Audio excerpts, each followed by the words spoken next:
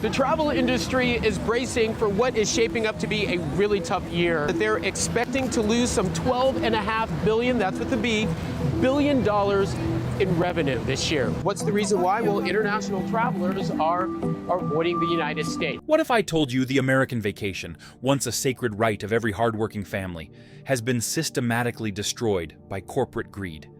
The road trip, the family theme park, the beach getaway, all hijacked and sold back at triple the price. While you're working more hours than your parents, taking fewer days off, and paying resort fees for towels that used to be free, corporations have turned rest into their most profitable product. We'll reveal how billion-dollar companies engineered the end of the American vacation. And the number one reason we'll expose how they're turning your desperate need for peace into their newest profit center.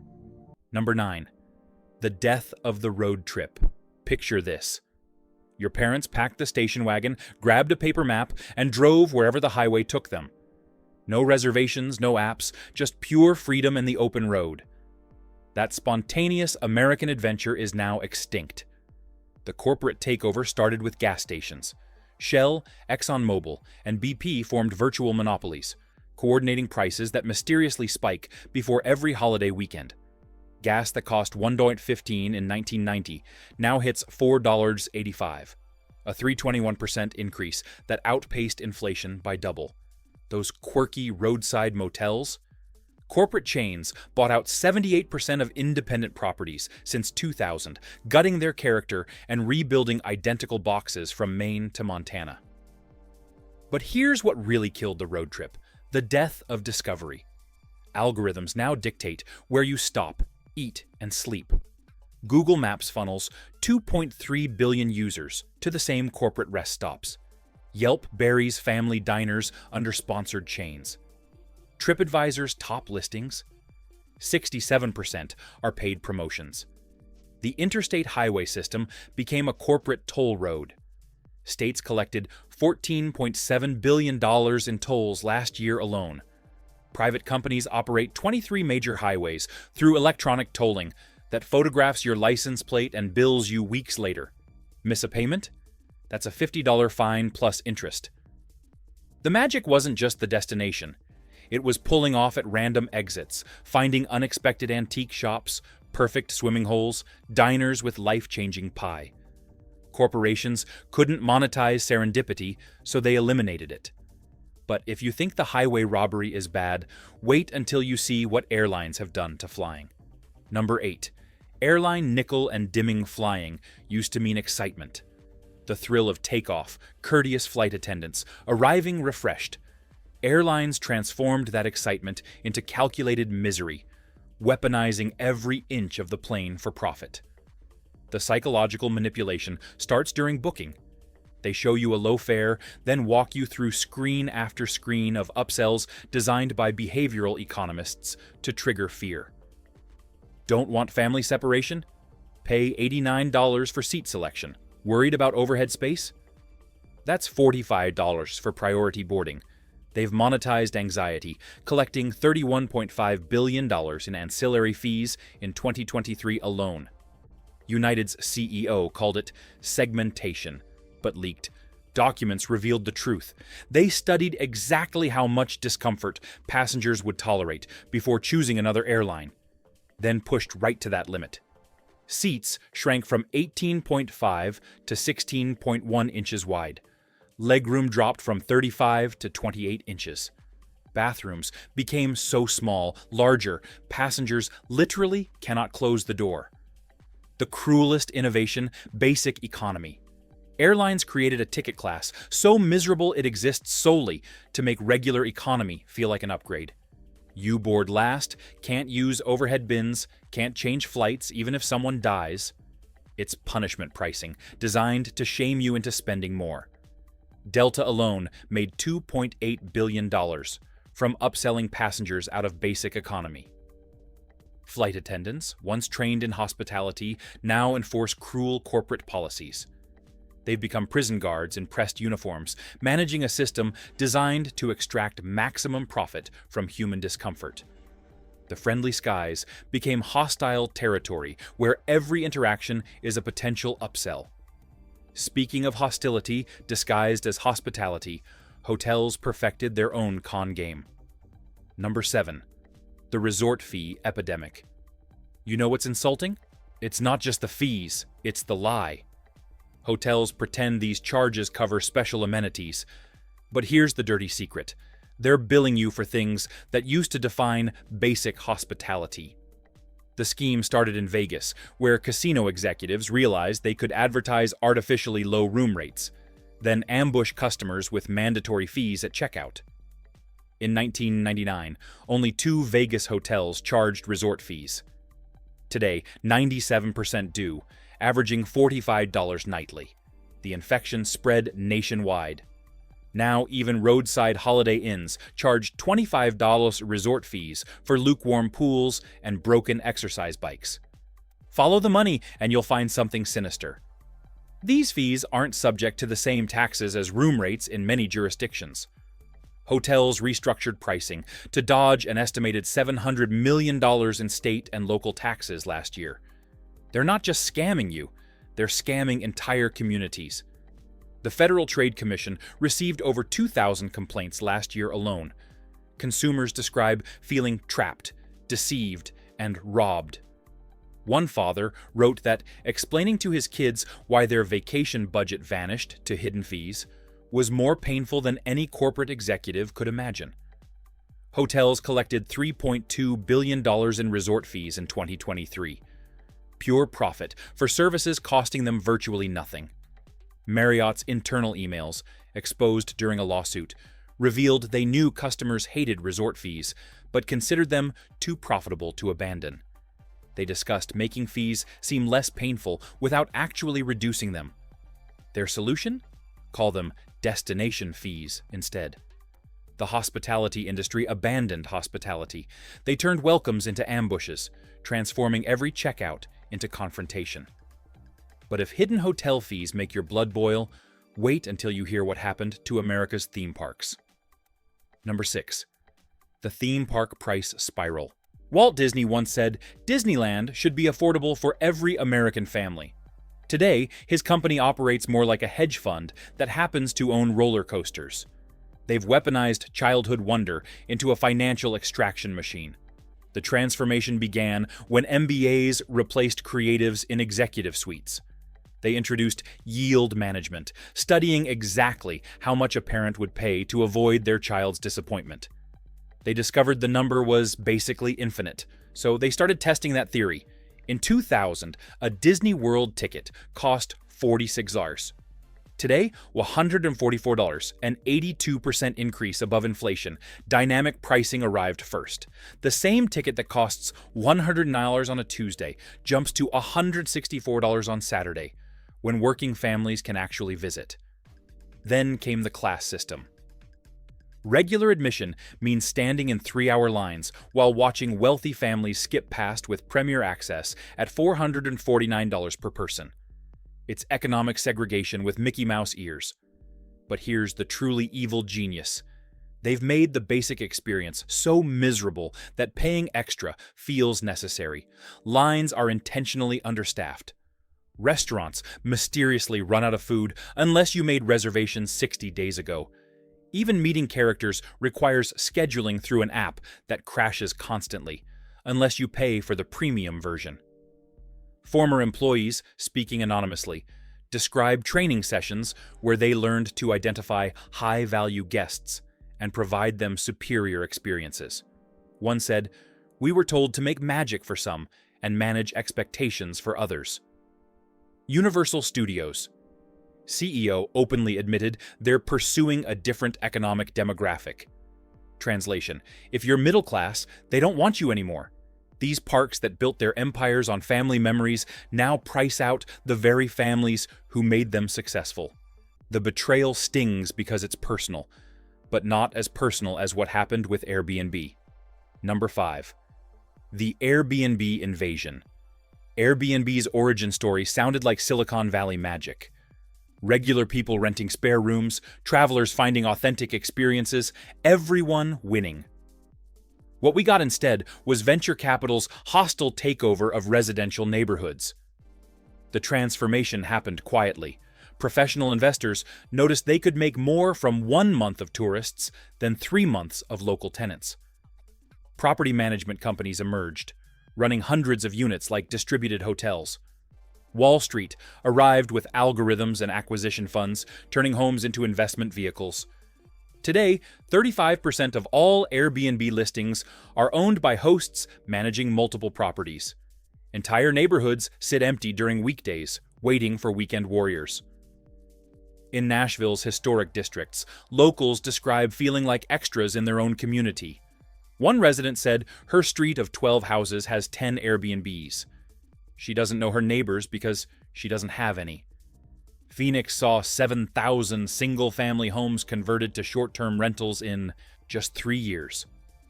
The platform promising authenticity offers the opposite. Professional hosts use identical staged furniture, generic art, wholesale welcome baskets. You're not staying in someone's home.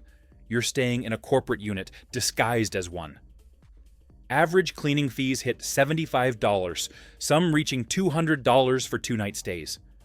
The real tragedy is what this did to communities. Teachers, firefighters, nurses can't afford to live where they work. School enrollments in tourist-heavy neighborhoods dropped 23%. Local businesses close. The surveillance cameras, threatening review systems, elaborate checkout procedures. Airbnb didn't disrupt the hotel industry. It became corporate colonization of communities, disguised as the sharing economy. But at least with Airbnb, you know what you're paying up front. All-inclusive resorts have perfected an even crueler deception. Number 4. The all-inclusive illusion. All-inclusive resorts sell you a fantasy: unlimited food, endless drinks, total relaxation with no surprise bills. Pay once, enjoy everything. Except that promise is engineered deception, and once you're trapped on their property, the real game begins. Start with drinks. That premium alcohol? Bartenders pour from hidden bottles, watered down so severely that getting drunk requires consuming dangerous quantities. Former employees report being instructed to use resort pours, shots containing 0.75 ounces instead of standard 1.5. Request a specific brand? Suddenly not included in your $4,000 package. The restaurants tell another story. Sure, the buffet's unlimited, but the steakhouse, sushi bar, Italian place, those require reservations that mysteriously fill unless you book the premium dining package for another $200 per person. Even then, menus have 2 sections, included items and premium selections costing extra. Lobster? That's $85 additional. Here's the sinister part: excursions. That snorkeling trip, catamaran cruise, zip line adventure, all owned by the same corporation owning your resort. They've created a closed economic system where every dollar goes to the same shareholders. Local tour operators can't even get past security.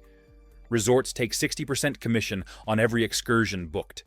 Staff members paid $2.13 hourly because tips are expected despite the all-inclusive model push corporate excursions relentlessly. They get commissions for bookings, creating a system where relaxation depends on constantly saying no to sales pitches. Paradise becomes a timeshare presentation that never ends. And speaking of never ending, wait until you hear how corporations convinced you to never take a vacation in the first place. Number 3. Vacation time shrinkage. Here's a fact that should enrage every American worker. Medieval peasants had more time off than you do. Between religious holidays and seasonal celebrations, they rested 150 days yearly. The average American worker today takes 11. This isn't natural evolution, it's corporate psychological warfare. Companies discovered they could increase profits by making workers feel guilty about taking earned time off. They created unlimited PTO policies, which studies show reduce vacation usage by 29%. Because employees fear judgment for taking too much. They celebrate workaholics as dedicated team players, while subtly punishing those using benefits. The manipulation runs deeper.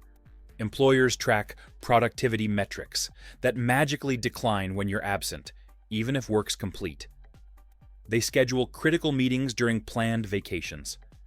They send passive-aggressive emails about team members who covered for you.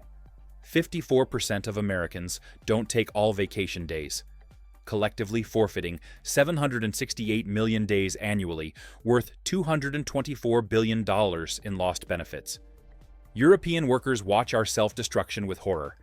Germans take 30 days minimum by law.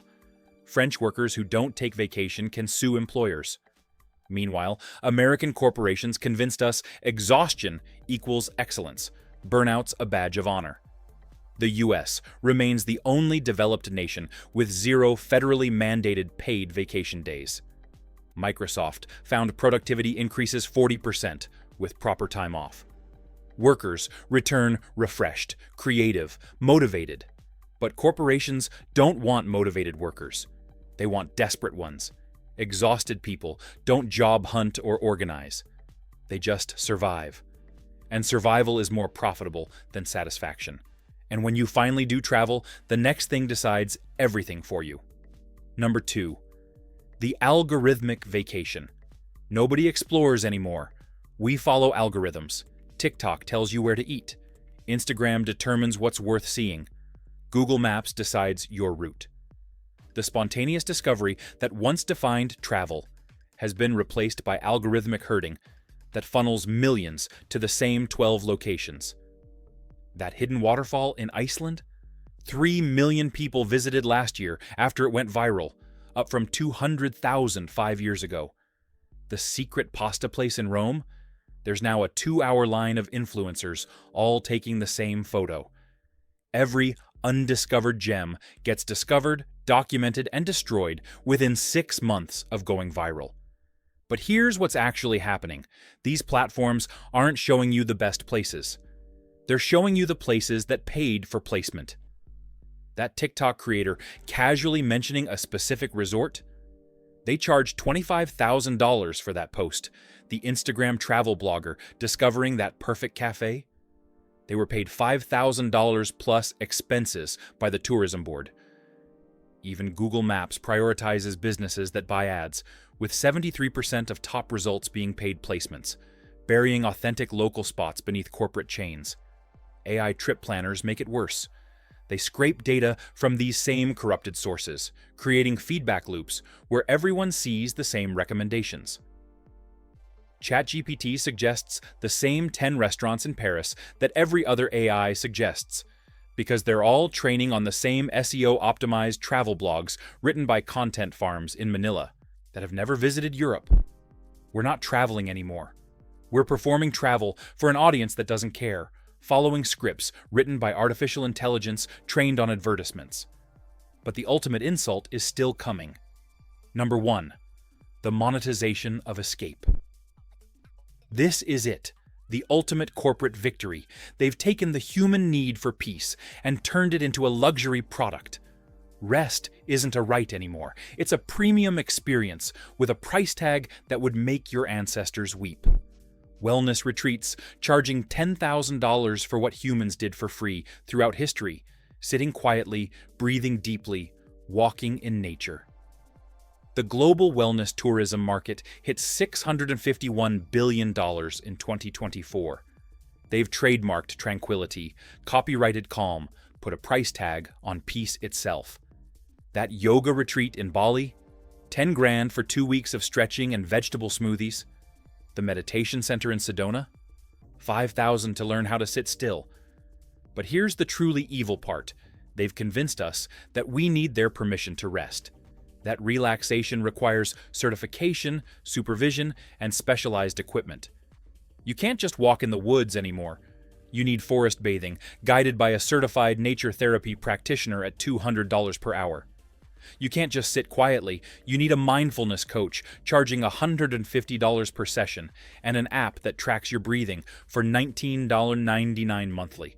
They've pathologized normal human restoration. Feeling tired isn't natural exhaustion from corporate exploitation. It's a personal failure requiring professional intervention. Needing quiet isn't a reasonable response to constant stimulation. It's a deficiency requiring expensive correction. The sleep industry alone generates $15 billion annually selling solutions to problems they created.